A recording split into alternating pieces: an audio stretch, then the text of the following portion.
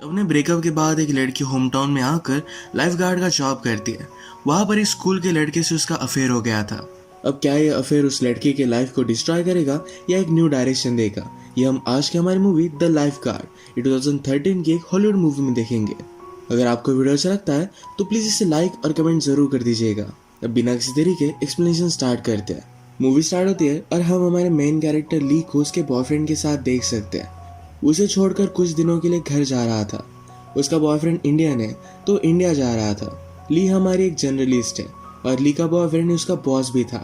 एक जगह पर छोटे से टाइगर की डेथ हो गई थी, वहीं पर वो इन्वेस्टिगेशन करने के लिए गए। किसी आदमी ने एक छोटे से टाइगर को एज अ पेट घर में बंद करके रखा था। उस बेबी ने वहां से निकलने की बहुत कोशिश की पर वो निकल नहीं पाया। फाइनली उसकी वहीं पर डेथ हो गई। ये स्टोरी सुनने के बाद ली को बहुत ही बुरा लगता है। ये सिनारियो उसकी लाइफ से पैरेलल है। उसे आजकल अपनी लाइफ में स्टक लग रहा है। वो निकलने की बहुत कोशिश करती है पर निकल नहीं पा रही। जब उसका बॉयफ्रेंड वापस आया तो एक दिन उसकी बात उसने सुनी। उसे पता चला कि वो ऑलरेडी इंडिया में एंगेज्ड है। यही रीजन था कि वो अपने कलीग से हमेशा उसके रिलेशनशिप के बारे में झूठ कहता था। ली के बारे में किसी को भी पता नहीं था। ये सब सुनकर ली को बहुत बुरा लगा। वो निकलना ही चाहती थी तो सब कुछ छोड़कर अपने घर आ जाती है। घर में उसकी मदर ने सब कुछ स्टोरेज का सामान रखा था। मदर ने कुछ न्यू क्लासेस स्टार्ट की है। ली इसका मजाक उड़ाती है। मदर को बात अच्छी नहीं लगती। रात में डिनर करते वक्त ली ने अपने पेरेंट्स को बता दिया कि कुछ दिनों के लिए मैं यही रहने वाली हूँ। पेरेंट्स कहते हैं कि तुम 30 साल की हो, तुम ऐसे कैसे घर पर रह सकती हो। ली ने कहा कि मुझे सिर्फ कुछ टाइम चाहिए। उसने जिस तरीके से अपनी लाइफ को एक्सपेक्ट किया था उस तरीके से कुछ हुआ नहीं है। अब तक उसे लाइफ में एक सही डायरेक्शन मिली नहीं।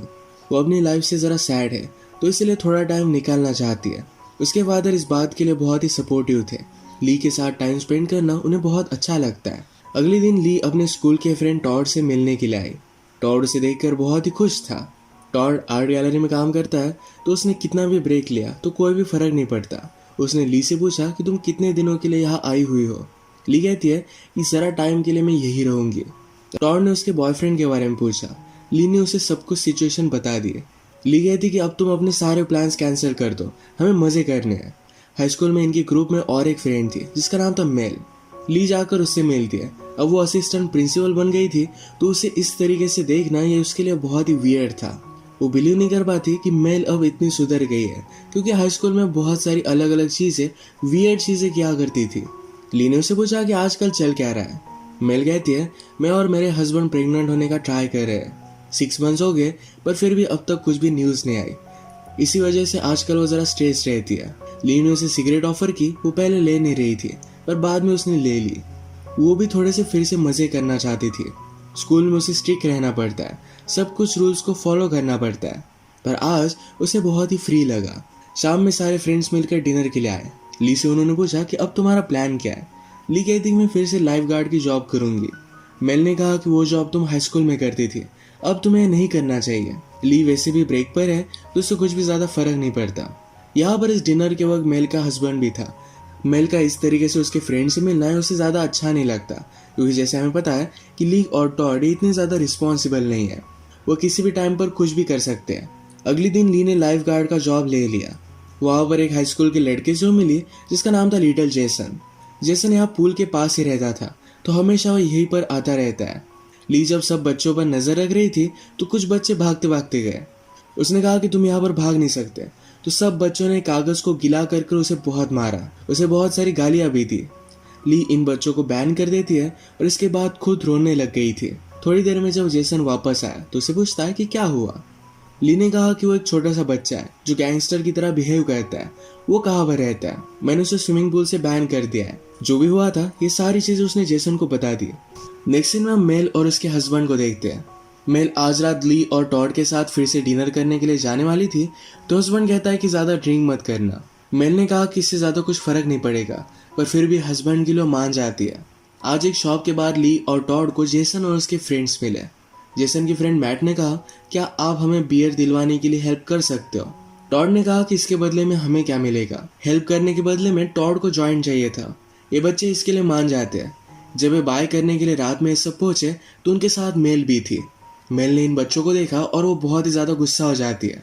उसने कहा कि सारे बच्चे मेरे स्कूल में जाते हैं, मैं वाइस प्रेसिडेंट हूँ, मैं इस तरीके से चीजें नहीं कर सकती। टॉड कहता है कि ज़्यादा वरी मत करो। तभी जेसन और उसके फ्रेंड्स ने कहा कि अब हम स्कूल में नहीं आने वाले हैं। वो ड्रॉप लेकर एक न्यू सिटी में जाने वाले थे। टॉड ने कहा कि अब ये तुम्हारे स्टूडेंट नहीं है, तुम ज़्यादा वरी मत करो। पर फिर भी मेल इसे सपोर्ट नहीं कर सकती थी। वो गाड़ी में ही रुकी। मेल के साथ इन फ्रेंड्स में से एक फ्रेंड रुका हुआ था। मेल उसे समझाती है कि मेरा भी हाई स्कूल में ज़्यादा कंसंट्रेशन नहीं होता था, पर बाद में उसने बहुत अच्छे से स्टडी किया और अपनी लाइफ को अब उसने सुधार लिया है।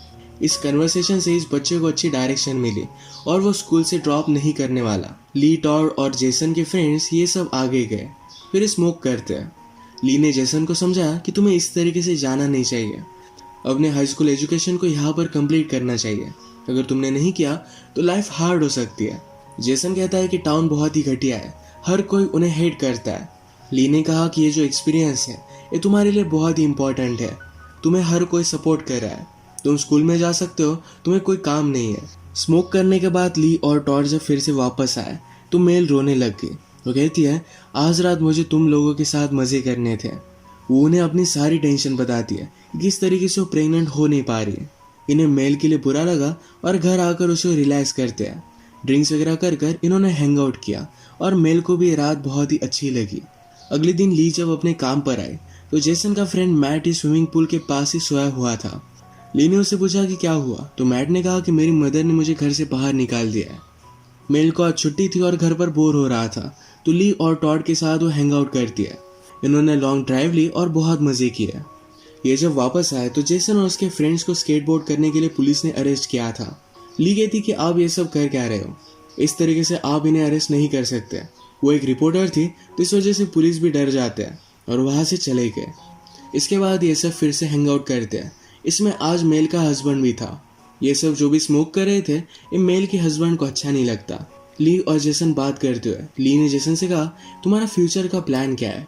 जेसन को कुछ भी पता नहीं था तो ली उसे लेक्चर देने लग गई। जेसन उसे कहता है तुमने सब कुछ प्लान करके रखा था पर फिर भी तुम बहुत ही सैड हो। ली इस पर कुछ भी बोल नहीं पाती। घर पर आने के बाद मेल और उसके हस्बैंड के बीच में झगड़ा हो जाता है। उसे लगता है मेल इस सिचुएशन को सीरियसली ले नहीं रही, उसे खुद का ख्याल रखना चाहिए। अगले दिन जब ली और जेसन पूल के पास हैंग आउट कर रहे थे तो ली ने उस लिटिल टाइगर को क्या हुआ था इसके बारे में जेसन को बताया। जेसन कहता है तुमने जो आर्टिकल लिखा वो लोग पढ़ेंगे और नेक्स्ट टाइम शायद कोई ऐसा नहीं करेगा। उसके पास आकर उसे हक कर लेता है। थोड़ी देर में जिस छोटे बच्चे ने ली को सताया हुआ था उसके पास आकर उसे सॉरी कहता है। उसने बहुत ही रिक्वेस्ट की तो ली ने फिर से उसे स्विमिंग पूल में आने के लिए अलाउ कर दिया। वो ली से कहता है कि प्लीज जेसन को बता दो कि मैंने आपसे माफी मांगी है, वो मुझे तंग ना करे। इसका मतलब है जेसन ने उसे धमका कर यहाँ भेजा हुआ था। ली को यह सब बात बहुत ही स्वीट लगी। रात में बारिश होने लगी तो जेसन भी ली की कार में बैठ गया था। ये दोनों एक दूसरे के करीब आने वाले थे। ली को रियलाइज हुआ और वो वहां से दूर चली जाती है। फिर रात में अपने फ्रेंड्स के साथ स्विमिंग पूल पर आए। ली और जेसन एक दूसरे को ही देख रहे थे। ली वॉशरूम आए तो जेसन उसके पास आ जाता है। जेसन ने पूछा कि अगर हम दोनों के बीच में कुछ हुआ तो क्या फर्क पड़ता है, सब कुछ ठीक हो जाएगा। वो फिर उसे किस कर लेता है और यहीं पर ये दोनों इंटीमेट हो गए। आज रात ली घर पर बहुत ही लेट आई थी तो उसकी मदर उस पर बहुत ज़्यादा गुस्सा हो जाती है। उसने कहा कि तुम इस घर को होटल की तरह ट्रीट नहीं कर सकती, तुम्हें कुछ रिस्पॉन्सिबिलिटीज लेनी चाहिए। मदर का कुछ काम था जो उसने फादर को दिया हुआ था पर फादर इसके बारे में भूल जाते क्योंकि उन्हें ली के साथ टाइम स्पेंड करना है। मदर इस बात से और भी ज़्यादा फ्रस्ट्रेटेड हो गए पर ली और फादर खुश थे क्योंकि आज उन्हें एक दूसरे के साथ हैंग आउट करने के लिए मिला। स्विमिंग पूल पर आने के बाद ली जेसन के बारे में ही सोच रही थी। इसी मोमेंट पर एक छोटा सा बच्चा स्विमिंग पूल में गिर गया और उसका ध्यान नहीं था। बाद में उसे वो जल्दी से बचा लेती है। घर आते वक्त ली ने फिर से जेसन को देखा। ये दोनों एक लेक के पास आए। जेसन कहता है कि वर्मोंट बहुत ही ब्यूटीफुल है, वहां पर मैं फिश वगैरह कैच करता था। ये दोनों फिर से एक दूसरे को किस कर लेते हैं। इसके बाद इनकी रिलेशनशिप कंटिन्यू हुई थी। एक दिन ली ने जेसन से पूछा कि तुम कब जाने वाले हो। जेसन कहता है कि 1-2 वीक में मैं निकल जाऊंगा। उसने कुछ पैसे सेव करके रखे, उसके पास $400 थे। ली ने कहा कि इतने इनफ नहीं है, तुम्हें एटलीस्ट $1000 चाहिए। तुम थोड़े दिन यहीं पर रुक जाओ, कुछ अगर और पैसे आ जाएंगे उसके बाद चले जाना। ली नहीं चाहती थी कि जेसन इतनी जल्दी यहाँ से चला जाए। एक रात पार्टी पर मेल ने ली से कहा तुम ऐसा कुछ भी मत करना जो तुम्हें रिग्रेट करना पड़े। ली कहती कि मैंने ऐसा कुछ भी नहीं किया है। जेसन के फ्रेंड मैट को जल्द से जल्द इस टाउन से निकलना था। टॉड ने कहा कि मैं भी पहले इस टाउन से निकलना चाहता था, पर यहाँ पर वो स्टक है। उसकी जॉब है, उसके पेरेंट्स यहाँ पर है, यहाँ से जा नहीं सकता। वो मैट को सहारा दे रहा था, पर उसके बाद उसे हाथ लगाने लग गया। मैट ने कहा कि मैं गे नहीं हूँ और वहाँ से चला जाता है। गुस्से में जेसन के पास आया और कहा कि हमें कल के कल निकल जाना चाहिए। जेसन कहता है कि मुझे और भी कुछ पैसे सेव करने हैं, ज़रा 1-2 वीक्स लग सकते हैं। मैट बेचारा इस सब बातों से बहुत ही सैड हो गया। ली के घर पर उसके पेरेंट्स मिलकर एक रूम बनवा रहे थे। यही दिखाने के लिए जेसन को ली लेकर आए। ली के पेरेंट्स अपने हाथों से खुद बना रहे थे। इसका मजाक ली ने उड़ाया। ये सब बातें ली की मदर सुन लेती है और इस पर वो बहुत ज़्यादा अपसेट हो गई। उसने कहा कि तुम इस तरीके से वापस कैसे आ सकती हो? बचपन से लेकर आज तक मैंने तुम्हारा ख्याल रखा है। तुम जब अपने जॉब करने के लिए गई तब मैंने खुद की आइडेंटिटी क्रिएट करने की कोशिश की। अब तुम जब वापस आ गई हो तो सब कुछ प्रॉब्लम क्रिएट कर रही हो। तुम्हारे फादर तुम्हें कुछ भी नहीं बोलेंगे, क्योंकि तुम कितने भी दिन यहाँ पर रहो उन्हें कुछ भी फर्क नहीं पड़ता, पर मदर को पड़ता है। ली एक छोटी बच्ची की तरह बिहेव करती है, ये मदर को अच्छा नहीं लगता। उसने उसे घर से बाहर निकाल दिया।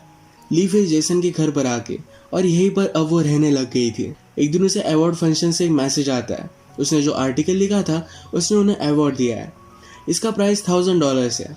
इसमें यह भी लिखा था कि आपने जर्नलिज्म छोड़ दिया। ये सुनकर हमें बहुत ही बुरा लगा, क्योंकि आप बहुत ही टैलेंटेड हो। इसके बाद जेसन ली से मिलने के लिए आया और जब ये किस कर रहे थे तो टॉड इन्हें देख लेता है। मेल आजकल अपने लाइफ के साथ ज़्यादा सीरियस नहीं है, तो ये बात उसके हस्बैंड को सही नहीं लगी। उसने मेल से पूछा, क्या तुम सचमुच में प्रेग्नेंट होना चाहती हो? मेल ने कहा कि हाँ, होना चाहती हूँ। हस्बैंड कहता है, तो अभी के अभी मेरे साथ इंटीमेट हो। मेल ये नहीं चाहती थी, तो इस पर इनका झगड़ा हो गया। सब कुछ बातें बताने के लिए टॉड के पास आए। बातें करते करते टॉड के मुंह से निकल जाता है कि ली जेसन के साथ रह रही है। इस बात से मेल बहुत ज़्यादा गुस्सा हो गई। इनके ग्रुप में वो भी इन्वॉल्व है। अगर किसी को इस बारे में पता चला तो उसकी जॉब भी जा सकती है। वो गुस्से में ली के पास आए। जेसन भी वहीं पर था। उसने जेसन से कहा, तुम्हारे पेरेंट्स के पास चलते हैं, उन्हें ये सब चीज़ें पता होनी चाहिए। वो ली पर भी बहुत ज़्यादा गुस्सा थी। उसने कहा कि तुम मेरी लाइफ क्यों डिस्ट्रॉय करना चाहती हो? मैं स्कूल में तुम्हारी जैसी थी, पर बाद में मैंने मेरी लाइफ को एक अच्छी तरीके से डायरेक्शन दी है। तुमने मेरी पूरी लाइफ बर्बाद कर दी। मैं ये सब चीज़ें जेसन के फादर को बताने वाली थी, पर जेसन ने कहा कि मैं स्कूल को बता दूंगा कि तुम हमसे ड्रग्स बाय कर रही थी। मेल इस बात से और भी ज़्यादा गुस्सा हो गए। एक दिन जब ली और जेसन जंगल में जाकर हैंग आउट कर रहे थे तो वहाँ पर उन्होंने मैट की डेड बॉडी देखी। उसने सुसाइड कर ली थी। उसे इस टाउन से जेसन के साथ निकलना था, पर जेसन ने उसे ज़्यादा सपोर्ट नहीं किया। इसी वजह से उसने सुसाइड कर ली थी। ये दोनों ही देखकर बहुत ही ज़्यादा डिस्टर्ब हो जाते हैं। जेसन रोने लग गया। जेसन ने कहा उसके बड़े ब्रदर ने भी सुसाइड की थी। अब और एक पुलिस ऑफिसर जाकर फिर से उसे वही न्यूज़ देगा। उसे बहुत बुरा लग रहा था। ली कहती है, मैं बता कर आती हूँ। ली भी बाहर आकर बहुत रोई, क्योंकि उसने ही जेसन को रुकने के लिए कहा था। वो मैट की मदर को जाकर बताती है। एक दूसरे का सहारा लेकर बहुत रोती है। ली अब जेसन के घर से बाहर निकल गई। वो एक रात स्विमिंग पूल के पास सोए और दूसरी रात अपनी मदर ने जो घर बनवाया था उसमें जाकर सो जाती है। उसके घर से जाने के बाद उसकी कैट मिसिंग थी, ये भी उसे मिल गई। जेसन ने जब इस स्कूल को छोड़ दिया तब मेल उसके फादर से बात करती है। उन्हें फिर से समझाने की कोशिश करती है कि जेसन को इस तरीके से स्कूल से मत निकालिए। जेसन के फादर ने कहा कि जेसन की लाइफ में ऑलरेडी बहुत सारे प्रॉब्लम्स हैं, यहाँ से दूर जाने का डिसीजन उसके लिए अच्छा होगा। मेल ने ली और जेसन के बीच में जो भी हुआ इस सब के लिए वो सॉरी कहती है। फादर कहते हैं, लाइफ में इस तरीके से अजीब अलग अलग चीज़ें होती रहती है, हमें इस पर इतना ज़्यादा सोचना नहीं चाहिए। जेसन के फादर के जाने के बाद मेल को मनाने के लिए उसका हस्बैंड आ गया। उसे वो सॉरी कहता है। जिस तरीके से हस्बैंड वाइफ झगड़ते हैं उसके बाद एक दूसरे को माफ़ कर देते हैं, उसी तरीके से इन दोनों ने भी एक दूसरे को माफ़ कर दिया था। मेल ने अपने स्कूल के बोर्ड को सारी सिचुएशन समझाई थी, पर इसमें उन्हें नहीं लगता कि मेल का कोई भी फॉल्ट है, तो इस वजह से उसे वो फायर नहीं करते। ली घर पर आई और सारे सामान को ठीक से रख देती है। अपने मदर के लिए उसने वेबसाइट वगैरह बना कर रखी थी। मदर को अच्छा लगा कि ली कुछ ना कुछ तो रिस्पॉन्सिबिलिटी ले रही है। ली अब घर में रह सकती थी। मैट के फ्यूनरल पर ली और मेल फिर से एक दूसरे से मिले।